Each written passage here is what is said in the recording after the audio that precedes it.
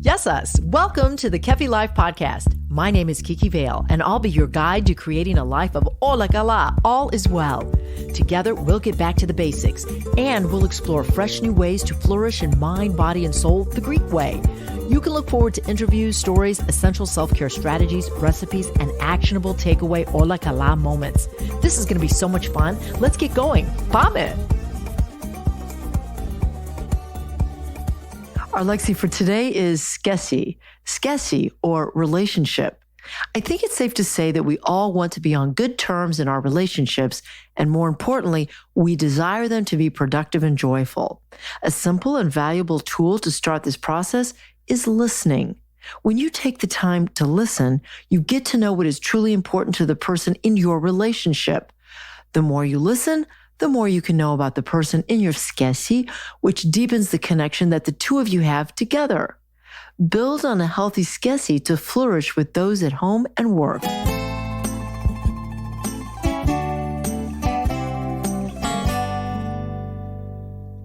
Eleolado, olive oil, has been celebrated in the civilized world for millennia.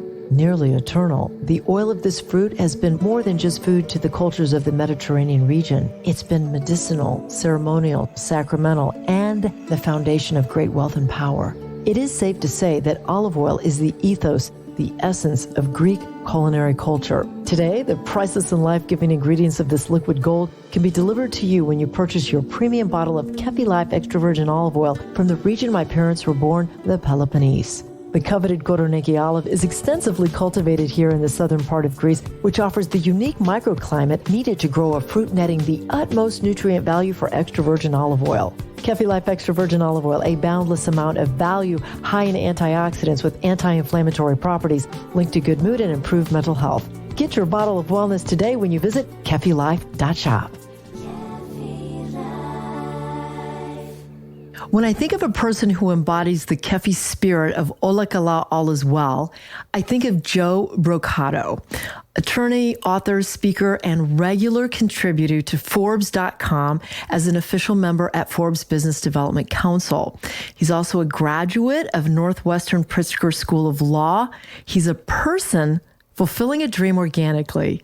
His journey to author covers something we all care about very deeply: relationships. And relationships are so much a part of being whole and happy within the Kefi life. Joe Brocato is here to talk about Hit It Off, 21 Rules of Mastering the Art and Science of Relationships in Life and Business. Welcome, Joe. It's good to be here, Kiki. Thank you so much. It is such an honor and a privilege to talk to you. You have so much education, but you have a great deal of life experience. I bet you're so excited about this new book. Can't be more excited. It's really been a labor of love, and it's been in the works pretty much my entire life. So it's good to see it come to fruition, and we've got a big date coming up, May 1st. That's the publication date, so we're really excited about it. Wow, dream fulfilled, something you've been thinking about all your life. Let's talk about the process of writing this book. You know, a lot of people talk about like, oh, my dream is to write a book. It's one of my dreams, actually. Tell us about that process and the creativity that goes into it, your inspiration, et cetera. Well, I've always been enamored with the process of creativity. Generally, I'm a musician, started playing drums when I was 5. So I've always loved to create things. And I've written a bunch of novels and which are unpublished at this point. I hope to get them published in the future. I've published 3 nonfiction books. We've got this book, Hit It Off, coming out in May. And so I just enjoy the process of both entertaining on one hand, on the fiction side, and then sharing some of my both practical and real world examples of how I have succeeded and failed, frankly, over the last 30 plus years in business. I'm an attorney by trade, so I have had a great career so far, and I'm looking forward to the next 30 years. But for me, I do a lot of business development, so I meet a lot of people, and I've been blessed to have a clientele that's frankly international in scope. So I've met thousands and thousands of people and really have practiced at developing relationships for many years. And so to take all of that experience, practical experience and then combine it with all the research that I did, the scientific research that I did, and to package that up into what I refer to as the 21 rules, it really provides a game plan for people to really go out and achieve their goals in life and in business. 21 is an interesting number. It's a lucky number. It's a lucky number. Really? I always thought it was 3 and 7. Tell me about that. How did you come up with this 21? Because they say when you're writing a book, you should always give like guidelines, tips, a number 4 so that people can have takeaways. Well, when I started writing the book, I wanted to come up with a number of things people could put in their toolbox. Kind of like creating a Swiss Army knife of sorts. People can use what they need when they need it. So I literally just got out a piece of paper, started writing down things that I had picked up over the years through trial and error. And originally I came up with 20 items, and I thought that was pretty good. Intuitive things that I think you need when you're developing a relationship with someone, starting when you first meet them and hitting it off with them. And then I'm thinking, wow, 20 is a good number, but I think 21's a better number. You know, I enjoy going to Las Vegas, and I think 21's a lucky number. So, and I enjoy playing blackjack. So I had to go with 21, added 1 to the 20, and you get 21. So I'm really proud of the number of rules that came up. They're really not intended to be a certain amount of number of rules.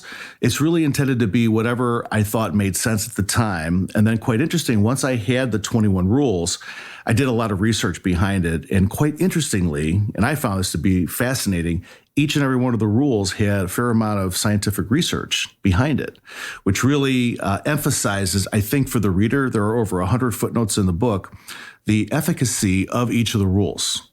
So these are things that may seem somewhat intuitive, but when you understand there's actually science behind it, it really gives you a lot of confidence to go out and use these rules, if you will, in a much more practical way, in a way that really can convert that first impression that you make into a lifelong relationship that will help you achieve all of your authentic goals in life and in business. What attracts me to this book, besides the fact that you wrote it, and you have life experience, is that you have been exposed to so many different types of business people all over the world. So right there, that is authentic.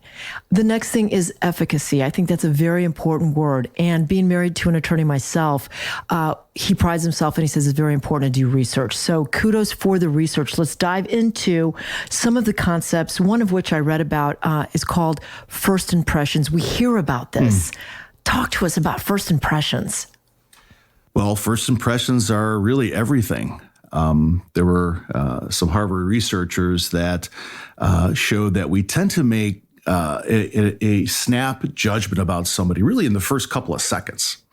And we tend to keep that judgment even if we learn more information. And so if you think about it, if you're meeting someone new in business or a potential client or an investor or a business partner, you only have a very short period of time to quote unquote hit it off.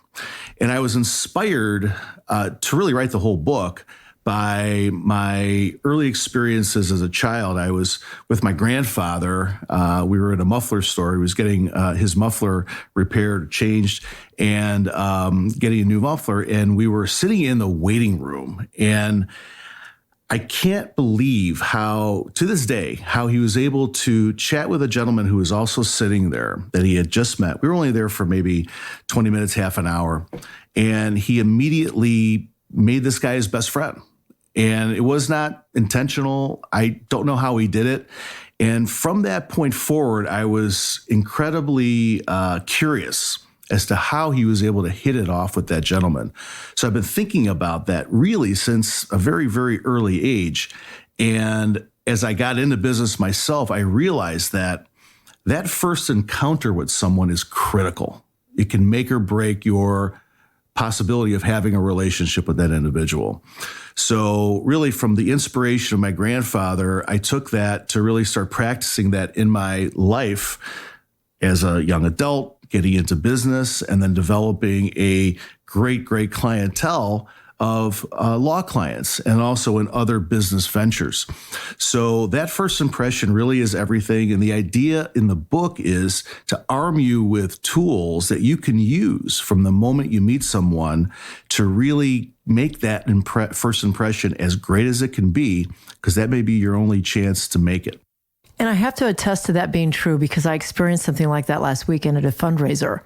And somebody came up to me, and they're a professional, this person was, but the first impression was not good at all. And it was what he said to me. So those words now are still in my head, and I can't get them out. And now it's like, you know what? I don't like the way you approach this. Well, quite interestingly, in my book, for every rule, I have what's known as a train wreck. This is when the rules derail. So basically, what you've just described is a train wreck experience. Wow. Right? Because that image now will stay in your head. It's not something that necessarily is motivating you to have another encounter with that individual. I have no interest. It's sad. It is what it is. So we all have the ability to avoid situations like that. And I think a lot of people really, when they read the book, they'll read the train wrecks, and they're also going to read some of the Zen of each of the rules, which I really think is that inspirational part to really motivate people to be confident that you can do this as well. You don't have to be an extrovert, whether you're an introvert, extrovert, or someone in between. Everybody has the ability to establish a very close, strong emotional connection with someone else and really convert that to a win-win relationship so each person can accomplish their goals. Outstanding. That makes a lot of sense.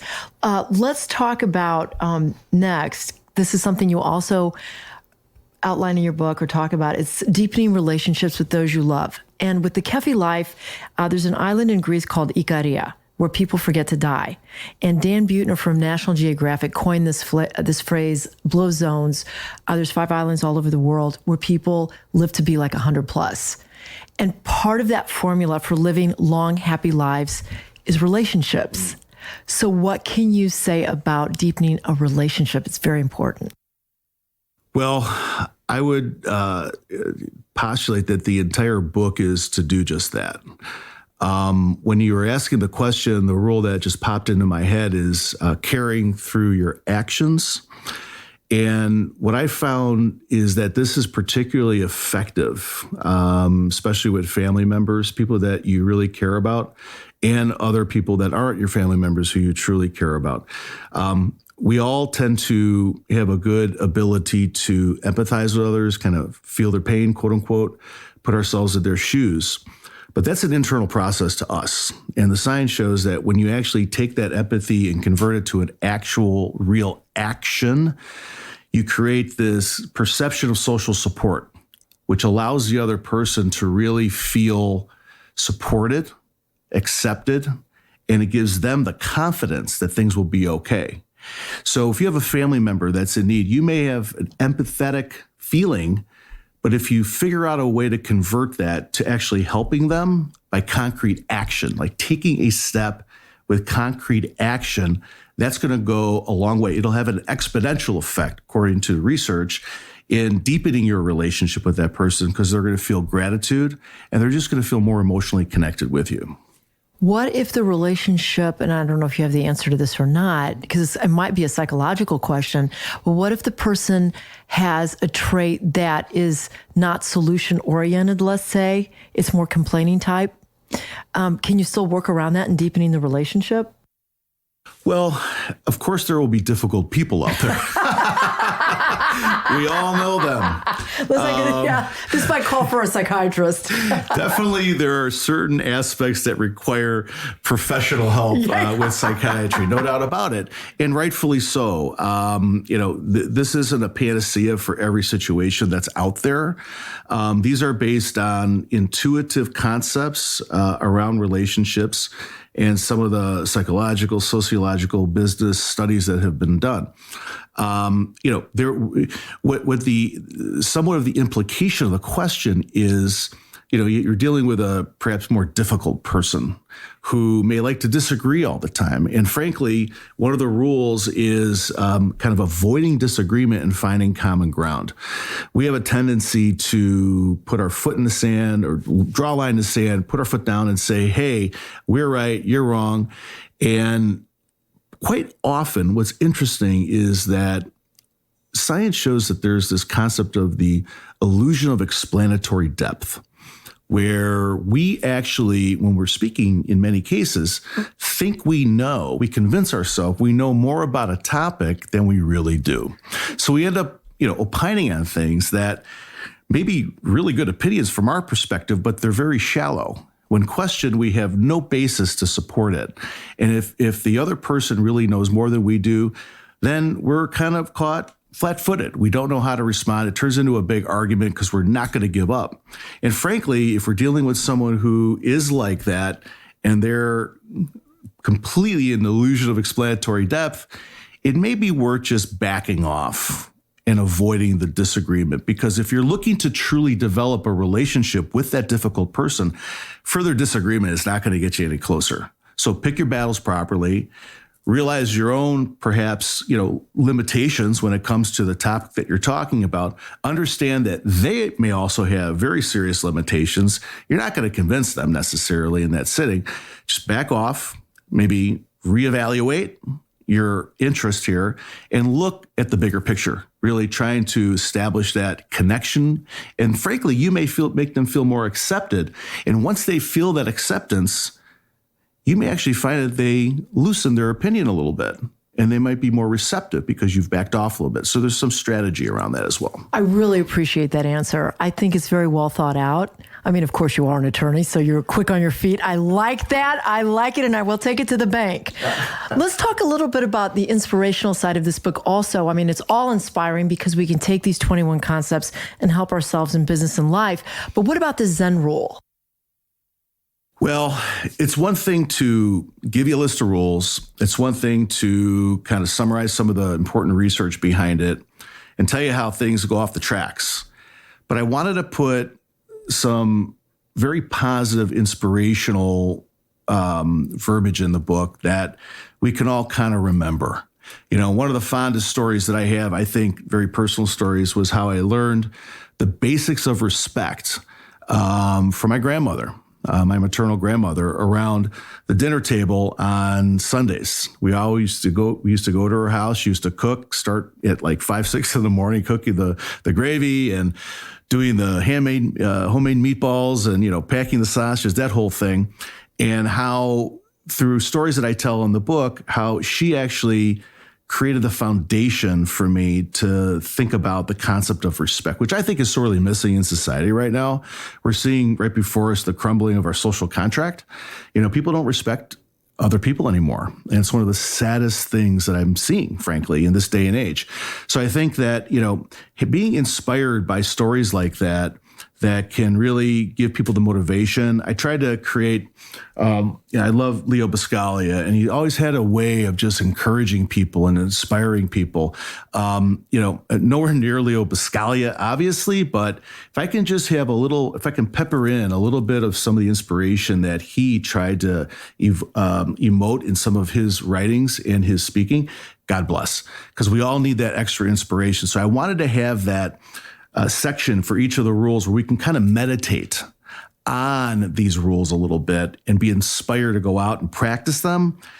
And lo and behold, the hope is that you can exponentially increase the likelihood of achieving your goals, your dreams, frankly, right, in your life. And that's, if we can even get close to our dreams, we're far ahead of a lot of people. I think everybody can do that. And so we all have to really harness what we can out of the book and take what works, like that toolkit that I mentioned, that toolbox, and really use what you can to, in the proper setting, to achieve your goals.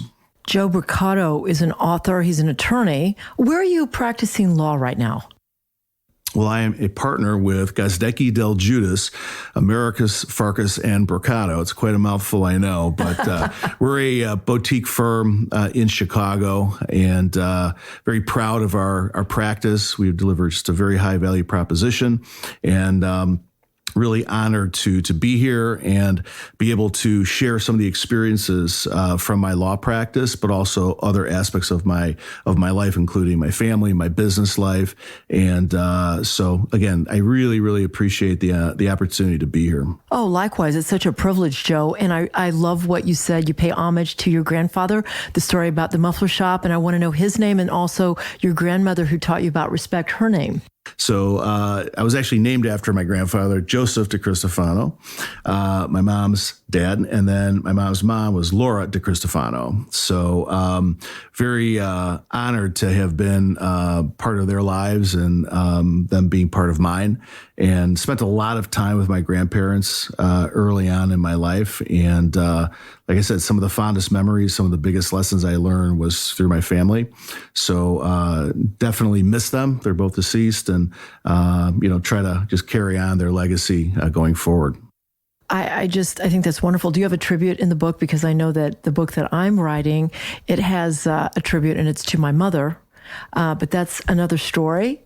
Do you have a tribute in your book? I do have a tribute. I made it very all-encompassing. I actually dedicated it to the universe and really all the people in it who have affected my life. And there are a lot.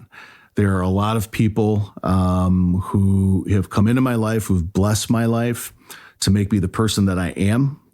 Certainly far from perfect, but I think I'm a little less imperfect because of the blessings that I've had with good mentors, good people around me to teach me, and have taught me a lot of lessons over the years. So I'm very, very grateful for everybody.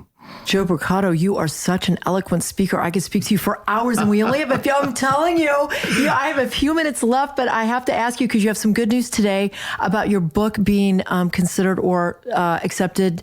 I want to know about the reading that is going to happen with your book in certain schools, and also you have a launch party. We got to touch upon those two things.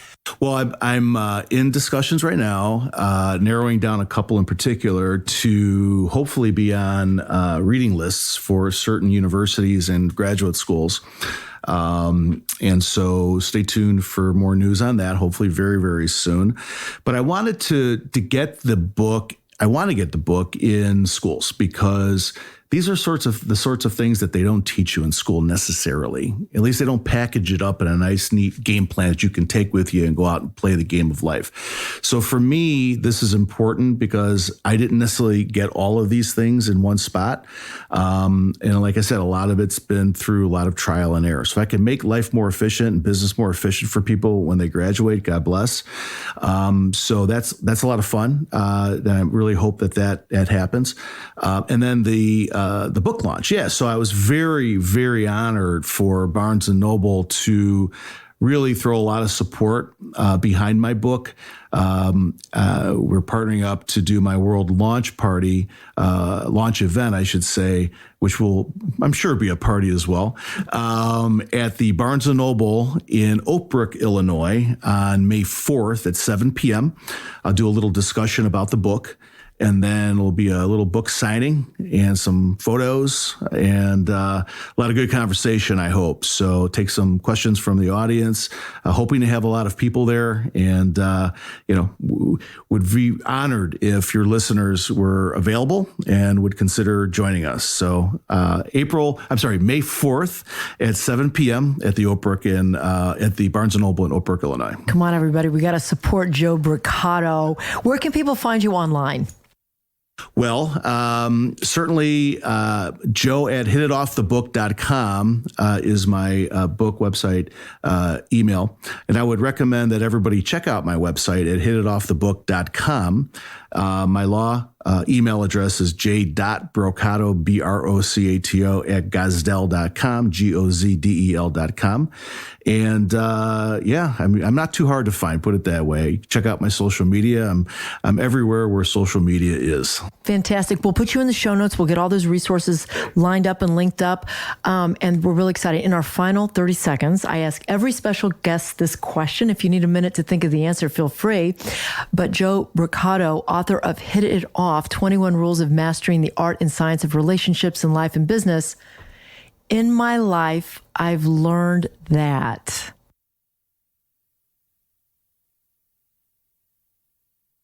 that in my life, I have learned that I've got a lot more to learn. How's that?